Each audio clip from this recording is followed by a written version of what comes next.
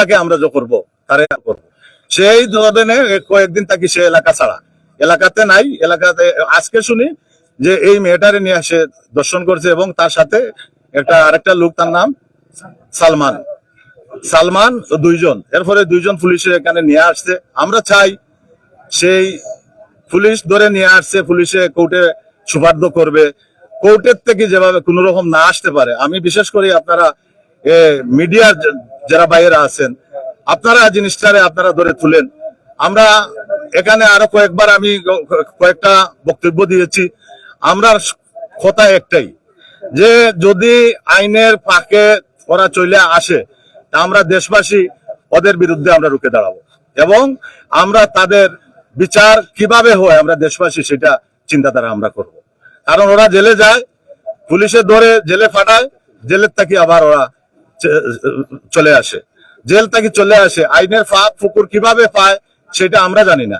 কিন্তু এখন আমি বিশেষ করে এই যে ঘটনা, আজকে আপনারা জানেন একটা ছোট বাচ্চা, 18 মাসের বাচ্চা, মা তার গলা কেটে ফেলেছে। পল্লবীতে একটা ঘটনা ঘটেছে, আপনারা জানেন। আমাদের দেশ নায়ক, আমাদের প্রধানমন্ত্রী উনি নিজে গিয়েছেন এবং নিজে এখানে বক্তব্য দিয়েছেন এবং স্বরাষ্ট্রমন্ত্রী মহোদয় বলেছেন এবং আইনমন্ত্রী মহোদয় বলেছেন 1 সপ্তাহের ভিতরে ওদেরকে ওই মামলার তদন্ত সব জমা দেওয়ার জন্য 1 সপ্তাহের ভিতরে ওদের বিচার হবে। আমরাও চাই, আমরাও সিলেটবাসী, বিশেষ করে আমাদের সদর উপজেলায় আরো কিছু ঘটনা ঘটেছে। সোনাতলায় আপনারা জানেন কয়েকদিন আগে একটা ঘটনা ঘটেছে, 4 বছরের একটা বাচ্চা ফাহিমা নাম। সেটার জন্য আমরা প্রতিবাদ করেছি। পরে আমরা এলাকাবাসী তাকে ধরে আমরা আইনের হাওলা করেছি। আমরা চাই আপনাদের মাধ্যমে সারা বাংলাদেশে এই জিনিসটা আপনারা ধরে তুলেন, যে ঘটনা শুরু হয়েছে এটার পিছনে কারা, কে বা সেই লোকটা বাইর করে আনা হোক এবং যারা ঘটনাকারী তাদেরকে ফাঁসির মঞ্চে ঝুলানো হোক। আচ্ছা রমন ভাই, আমরা তো আসতে একটু লেট করছি, একটু মূল বিষয়টা যদি আমাদেরকে আবার একটু বলতেন। মূল বিষয় তো আমি সামনে ছিলাম না, আমি আগেও বলেছি। আমাকে ফোন দেওয়া হয়েছে যে এরকম একটা বাচ্চাকে 2-3 মিলে তারা দর্শন করতেছে বা করেছে। এরপরে আমি বলছি ওদেরকে ঘেরাও করো, আটকানো।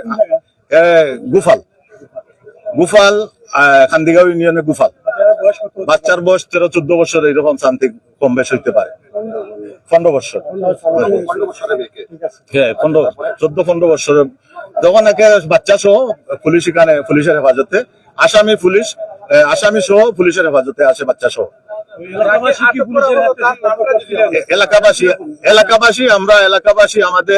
এলাকাবাসী মিলে আমরা পুলিশের সুপর্দ করেছি।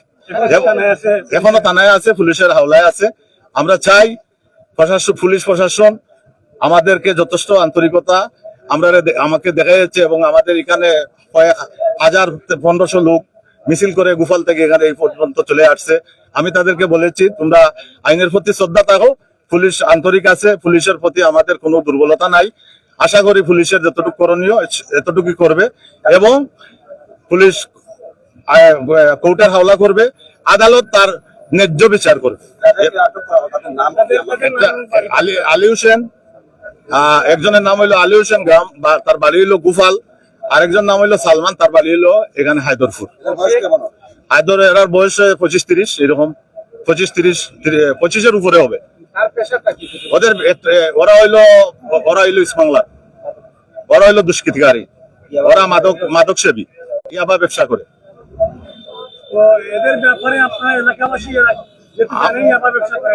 আমরা বিরুদ্ধে অনেকবার নিয়েছি, এর আগেও পুলিশের হাতে দেওয়া হয়েছে এবং তাকে কিভাবে সে ছাড়া পেয়েছে সেটা আমরা জানি না।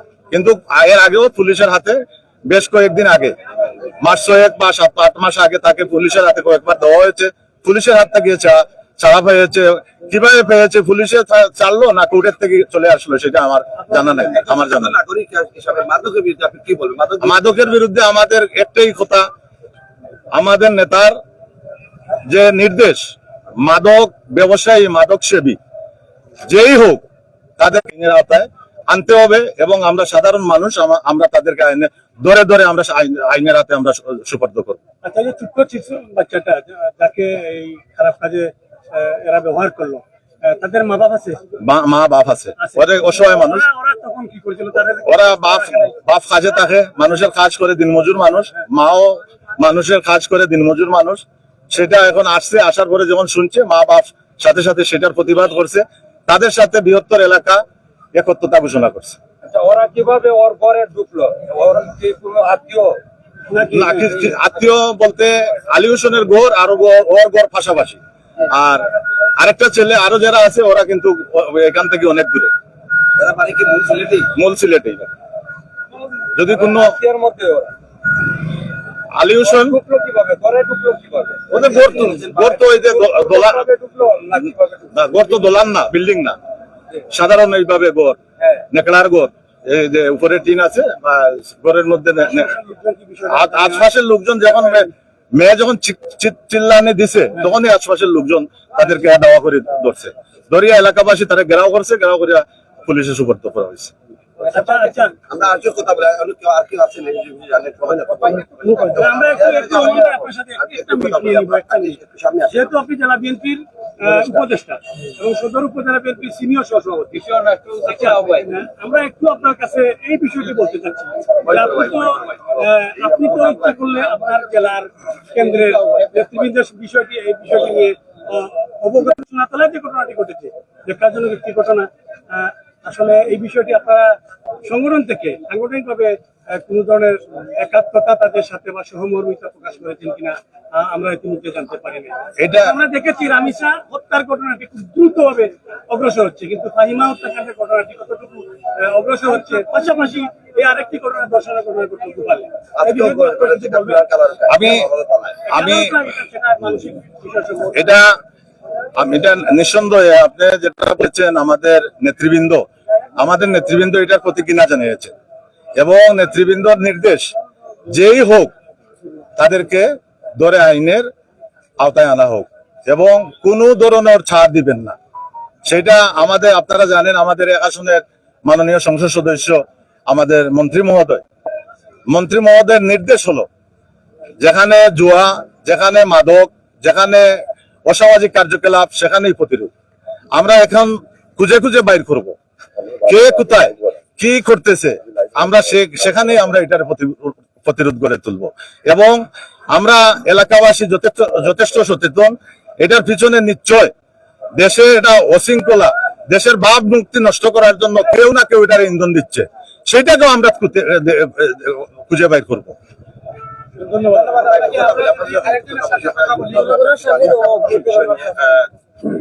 জি জি, যেহেতু সবগুলা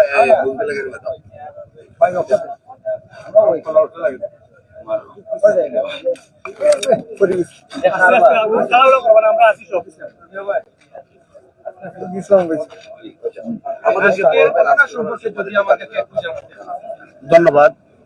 সর্বপ্রথম দেখুন, ফাহিমা থেকে রাসিমা, আজকে আমাদের এখান দিকেও পরে আজকে আমাদের 4 নম্বর ওয়ার্ড গোপালে যে একটি দর্শন ঘটনা ঘটেছে, প্রত্যেকটি দর্শনের পিছনে মাদক সেবীদের হাত। আর এটা ছিল আমাদের সিলেট এক আসনের মাননীয় সংসদ সদস্য খন্দকার মুক্তাদির সাহেবের একটি কথা ছিল, যে এটি চ্যালেঞ্জ ছিল যে মাদক এবং জুয়া এই দুইটাকে উৎখাত করতে হবে। আমরা দেশবাসী সহ সিলেট সদর উপজেলা সর্বস্তরের নাগরিকের প্রতি অনুরোধ, আমরা যেখানে মাদক সেবীকে পাবো আইনের আওতায় তুলে দেওয়ার জন্য, এবং তাদের যদি তাদের আস্তানা সহ সবগুলাকে আমরা উৎখাত করতে হবে। আর আইন শৃঙ্খলা রক্ষাকারী বাহিনীর প্রতি অনুরোধ থাকবে, আমরা দ্রুত ফাহিমা সহ সকল আজকের দর্শন সহ যত দর্শনকারী আছে তাদেরকে যত দ্রুত ফাঁসির আওতায় আনা যায়, সেটাই হবে আমাদের সকলের চ্যালেঞ্জ। কারণ প্রত্যেকটি দর্শনকারী যদি আইনের বেড়াজাল থেকে মুক্তি পেয়ে যায়, তাহলে দর্শনের সংখ্যা আরো বেড়ে যাবে। আমাদের প্রত্যেকের এলাকায়, প্রত্যেকের গ্রামে দেখবেন মাদক সেবীরা এই যে আগাছার মতন বৃদ্ধি পাচ্ছে। এই সমস্ত মাদক সেবীদেরকে আমরা উৎখাত করে এবং তাদের গড় বাড়ি সহ আমাদের প্রত্যেকের এলাকা থেকে তুলে তুলতে হবে, এবং প্রত্যেকে যে যে গ্রামে থাকি না কেন আমরা সবাই একে অন্যের গ্রামকে এই মাদক সেবীদের কাছ থেকে রেহাই পেতে হবে। কারণ আমাদের কারো ভাই, মেয়ে, ছেলে, সন্তান কেউ নিরাপদ নেই এই সমস্ত মাদক সেবী। কারণ মাদক সেবী করার পরে সে দর্শন মতন জঘন্যতম কাজে, এবং সেই কাজে লিপ্ত থাকার পরে হত্যা করা হয়। আমাদের ফাহিমা একটি 4 বছরের মেয়ে, তাকে এই যে আমাদের জাকির নামের জানোয়ার যেভাবে দর্শন করে হত্যা করেছে, এটা যেন আমাদের এই সদর উপজেলার পুনরাবৃত্তি না ঘটে দেশে। কিন্তু দেখা গেল যে গতকালকে রামিসার মতন আর একটি মেয়েকে সেইভাবে আমরা আইন শৃঙ্খলা বাহিনী সহ আমাদের বিজ্ঞ আইনজীবীদের প্রতি অনুরোধ, আপনারা যেন এই সমস্ত দর্শনকারীর বিরুদ্ধে পক্ষ নিয়ে আপনারা যেন কোর্টে না দাঁড়ান। আপনারা যদি কোর্টে দাঁড়ান তাহলে আমরা মনে করবো আপনারা দর্শকের অংশীদার হয়ে থাকবেন। আমরা চাই দর্শকের শাস্তি হোক এবং প্রত্যেকের আমরা থানার ভিতরে আছে। আমরা দেশবাসী সহ আপনাদের মাধ্যমে প্রিন্ট প্রিন্টার মাধ্যমে আমরা সকলের সহযোগিতা কামনা করি এবং প্রত্যেকটি দর্শন এবং হত্যার ন্যূনতম যে সর্বোচ্চ যে শাস্তিটা আছে ফাঁসি হোক, এটা আমাদের সকলের কামনা। সবাইকে ধন্যবাদ। আসসালামু আলাইকুম।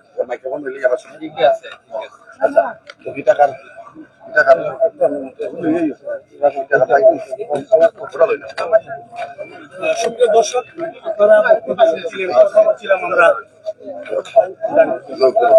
কথা বলছিলাম আমরা এই গুফাল এলাকার বিশিষ্ট মুরব্বী বিএনপি নেতা আব্দুর রহমান সাহেবের সাথে, এবং কথা বলছিলাম এই এলাকার আরেক যুব সমাজের আরেক নেতৃত্ব নুরুল হক সাহেবের সাথে আমরা কথা বলছিলাম। হ্যাঁ, এটা তুমি কি বলবা? এটা আসসালামু আলাইকুম ওয়া রাহমাতুল্লাহি ওয়া বারাকাতুহু। দেশবাসী আসসালামু আলাইকুম। আমার নাম মোহাম্মদ দুলন আহমদ।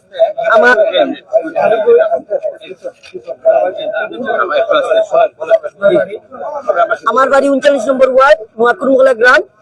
আমার নাম মোহাম্মদ দুলন আহমদ। দেশবাসীর কাছে আসসালামু আলাইকুম ওয়া রাহমাতুল্লাহি ওয়া বারাকাতুহু। এই যে ফাহিমা হত্যা, এই ফাহিমা হত্যার বিচার যদি নগদ হয়ে যেত তাইলে এই দর্শনের মুখোমুখি আমরা হইতাম না। এই ফাহিমা হত্যার বিচার যদি জনগণের সামনে হইতো, আইন এই বিচার নগদ করতো, তাইলে আজ আবার একটা দর্শনের বিচার পার্টি হইতাম না। দর্শনের বিচার লইয়া আমরা এই জনগণ আর হইতাম না। আইন পয়সায় বিক্রি হয়, এই দেশের আইন সঠিক নয়। এই দেশের আইন যদি সঠিক থাকতো এইভাবে দর্শন হইতো না, মাদক জুয়া দাদা এইসব হইতো না। খালি এই করে গা এসেন করে গা তেসেন করে গা, যেই ক্ষমতা সেই ক্ষমতা লোভ করে। এখন যদি এই শাস্তি নগদ হয়ে যেত তাইলে আমাকে দর্শনের আমরা কোনো শিকার হইতাম? আমরা এই আইনে ফাঁসি দিবে, এই ফাঁসি দিবা, এই ফাঁসি আমরা এইসব চাই না। আরব রাষ্ট্রের কান্ট্রি, আরব দেশে, আপনি আরব দেশে যান, ওরা দর্শনের মামলা করে মারি হলায়। আমাদের দেশে এইরকম আইন থাকলে একটা দর্শন হইলে আর বৃত্তভাবে কোনো দর্শন হইতো না। আমাদের দেশে এই সম্বন্ধে কোনো বিচার আচার নাই। আমি এই ঘটনা সম্বন্ধে চাই, আজকে যদি এই যে দর্শনকারী সে যদি প্রকৃত দোষী হইয়া থাকে তাহলে এই মুহূর্তে জনগণের হাতে, জনগণের এই দেশের জনগণ, এই সিলেটবাসী ওরে পাথর দিয়ে ইটেইয়া হত্যা করা হোক। আসসালামু আলাইকুম। আপনার পরিচয়টা দিলেন না। আমার নাম আপনার কি হয় মানে যার সাথে?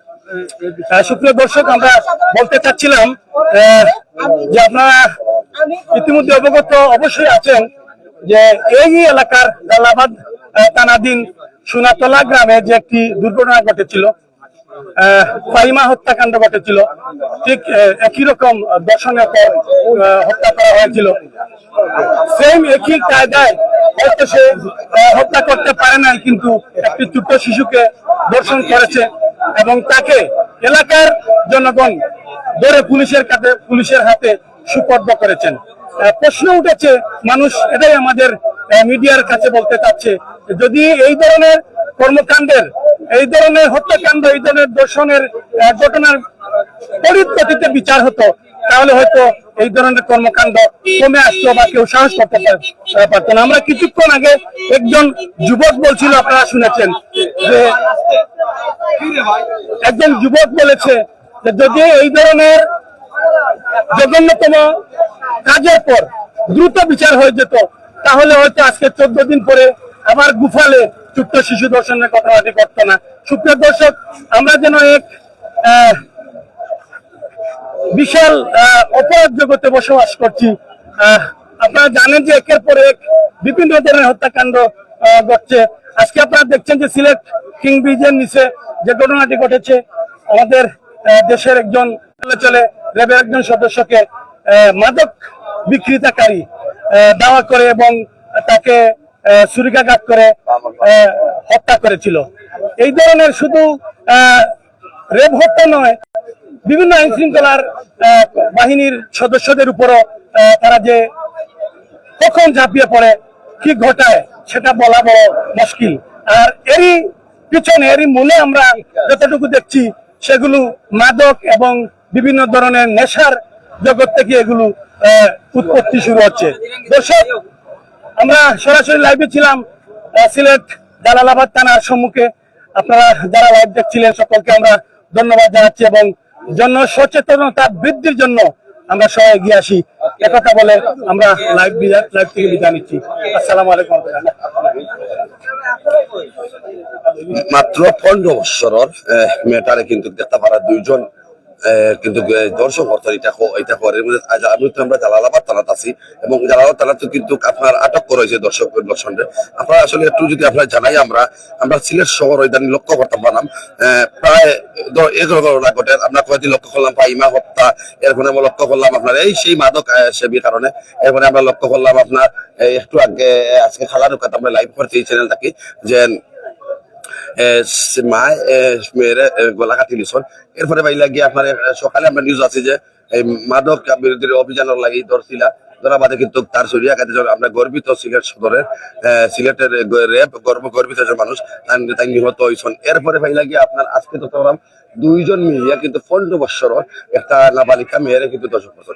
আসলে এটা কতটুকু যুক্তি আর আসলে আমরা এটা বুঝে উঠতে পারলাম না। আমাদের সিলেট শহরে আমরা লক্ষ্য করতে পারলাম এই মাদক সেবীর কারণে কিন্তু দিন দিন যে ধরনের সমস্যা তৈরি হয়েছে এটা আসলে শেষ নাই, আসলে লক্ষ্য করতে পারা আপনারা আমরা লক্ষ্য করতে পারবো। যাই সামনে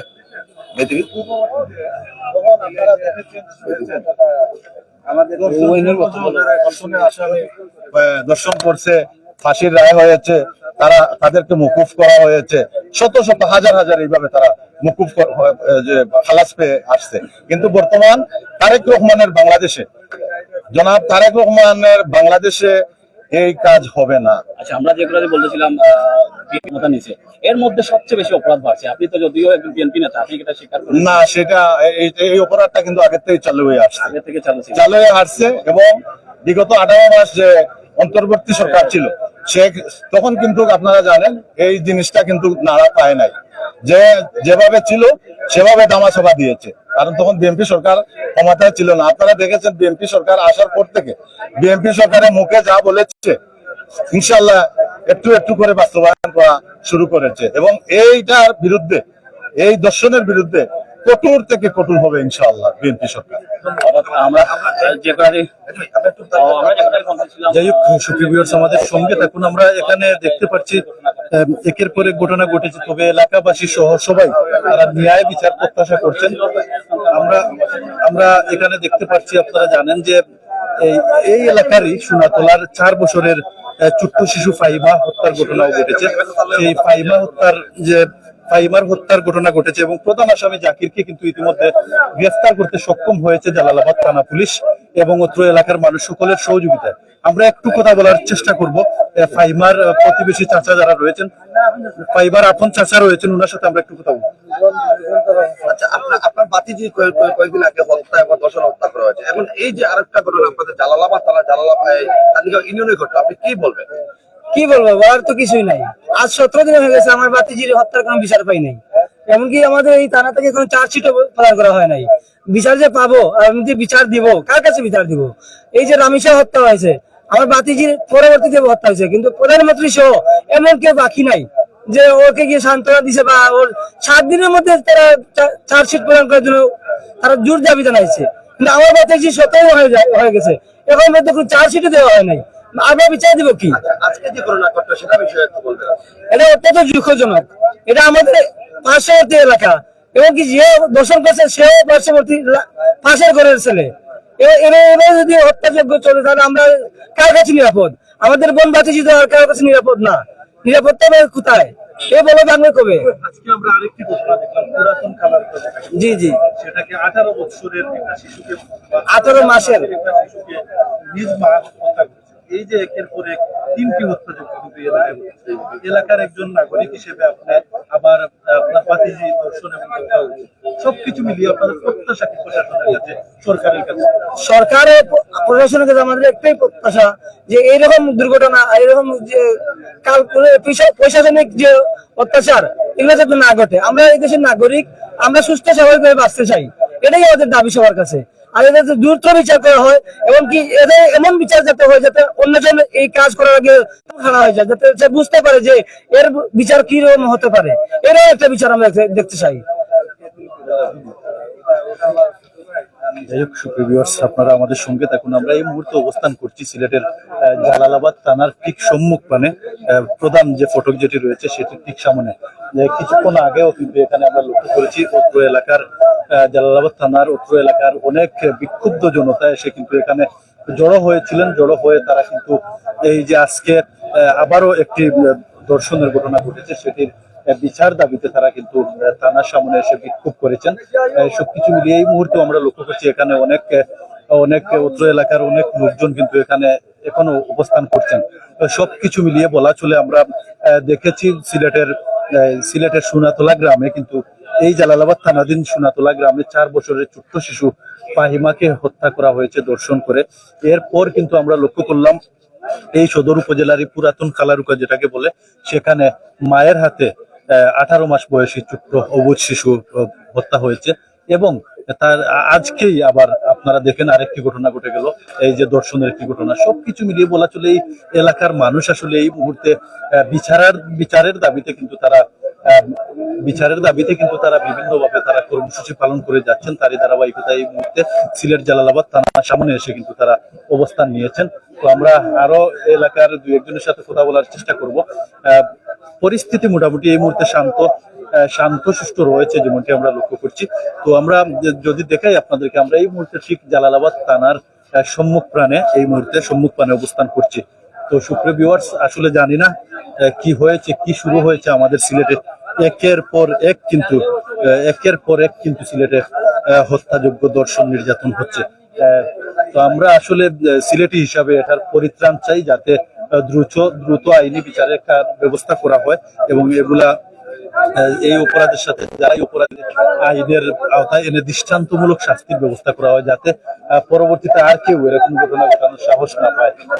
সুপ্রিয় ভিউয়ার্স, আমাদের সঙ্গে থাকুন। আমরা এই মুহূর্তে সিলেট সদর উপজেলাধীন জালালাবাদ থানার ঠিক সামনে অবস্থান করছি। তো এখানে লক্ষ্য করছি অত্র এলাকার অনেক বিক্ষুব্ধ জনতা কিন্তু এসে জালালাবাদ থানার ঠিক সামনে কিন্তু তারা অবস্থান নিয়েছেন। এর আগে আরো অনেক লোকজন ছিলেন, তো অনেকেই চলে গেছেন। যাই হোক, সবকিছু মিলিয়ে পরিস্থিতি মোটামুটি এই মুহূর্তে শান্তশিষ্ট রয়েছে। তো এইরকম হত্যাযোগ্য শিশু থেকে শুরু করে এই যে একটি হত্যা নির্যাতন হচ্ছে, এগুলো আসলে কোনোভাবেই কাম্য নয়, কোনোভাবেই আমরা প্রত্যাশা করছি না। আমরা চাই শান্তশিষ্টভাবে আসলে এলাকার পরিস্থিতি হয় এবং আইনানুগ ভাবে যতটুকু ব্যবস্থা করা প্রয়োজন ততটুকু যাতে প্রশাসন ব্যবস্থা নেন, সেটি আমরাও জোর দাবি জানাচ্ছি প্রশাসনের কাছে। তো যেমনটি জানতে পেরেছি ইতিমধ্যে, এই যে 13-14 বছরের বয়সের যে মেয়েটিকে ধর্ষণ করা হয়েছে, সেই ধর্ষণের অভিযোগে কিন্তু ইতিমধ্যে 2 জন আসামিকে আটক করেছে জালালাবাদ থানা পুলিশ। ইতিমধ্যে থানা হেফাজতে রয়েছেন 2 আসামি। তো সুপ্রিয় ভিউয়ার্স, এতক্ষণ আমরা ছিলাম সিলেট সদর উপজেলার জালালাবাদ থানার সামন থেকে সরাসরি যুক্ত হয়ে বর্তমান পরিস্থিতি আপনাদের সামনে তুলে ধরার চেষ্টা করছিলাম। তো দীর্ঘক্ষণ যারা আমাদের সাথে ছিলেন, আবারও আপনাদের সবাইকে অসংখ্য ধন্যবাদ জানিয়ে এখনকার মতো আমরা বিদায় নিচ্ছি। আপনারা সবাই ভালো থাকবেন, সুস্থ থাকবেন। আসসালামু আলাইকুম।